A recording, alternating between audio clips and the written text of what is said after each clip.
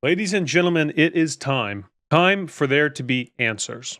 Now, I'm sure quite a few of you saw whenever training rooms came out, I was conducting warship science. Today, we actually have the data for warship science, and it really can't be disputed.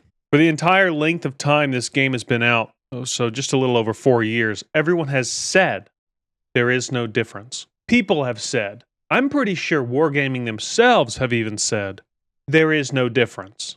My friends, I'm holding the piece of paper that tells you there's a difference. The argument was between ripple firing and full salvo. Was full salvo more accurate than a ripple fire?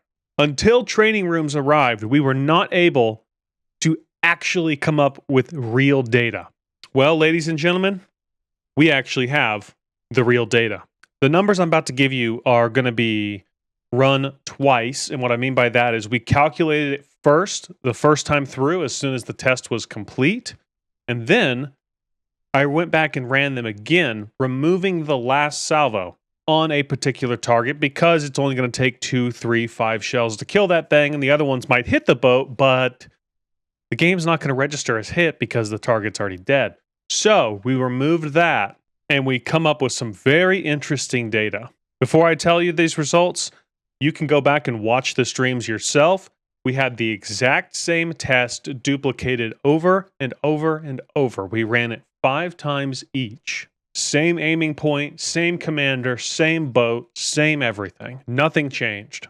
And I would challenge anyone that could go back and try and pick apart what I did wrong here, because I don't think I did anything wrong. I don't think this can be disputed, period. I think this is now the new voice of God right here. These numbers are as accurate as you can ever possibly get. Coming to an average of the 5 tests, removing the last salvo on all the targets for ripple fire, we come out to 60.932% shells on target. So let's go ahead and throw that right up there in the corner, 60.932%. Now, we ran the test for full salvo, and then we also ran the test for full salvo with overview camera. And I would like to make one little side caveat here. I made remarks below all of the tests, which will be a little bit towards the end. Okay, so full salvo, we get 65.794%. Let's go ahead and throw that right over here in the side window, 65.794%. So we are almost exactly 5% higher hit probability firing full salvo versus ripple fire. And the last test we ran was full salvo with overview camera. Full salvo overview camera came out to 65.442%. Let's go ahead and throw that right over here, 65.442. So both full salvo and full salvo with overview camera are almost 5% more accurate than ripple fire on stationary, not moving, no camouflage targets. Now to the remarks that I made. There was 2 tests out of all of these tests. We ran it 5 times, ripple, full, and full salvo overview camera. There was only 2 tests that I made the remark down below that the grouping were inside of each other. And one of them, we came out with a 71.42% hit accuracy, and that was full salvo with overview camera. It was extremely accurate, and it actually made me kind of question the number of citadels you could possibly get, because you had 3 shells going into a single hole, getting 1 or 2 sits. Doesn't really make a whole lot of sense. Shockingly, there was not very many dev strikes, which needs an explanation, Wargaming. I'm going back through here and I'm looking for the number of dev strikes we had during this testing. And from looking here, I only see 1 dev strike.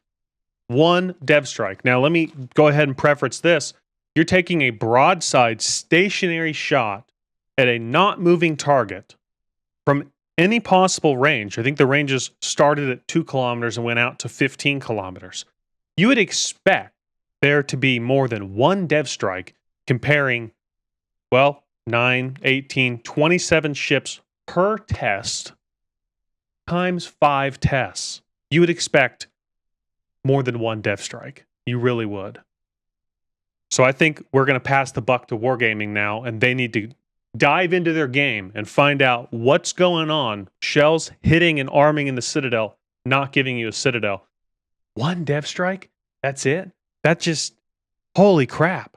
You're talking 4 kilometers, 6 kilometers, 10 kilometers, perfect looking shots. Something's up, man. Something's up. If you want access to all this raw data, it's online. All of this is online.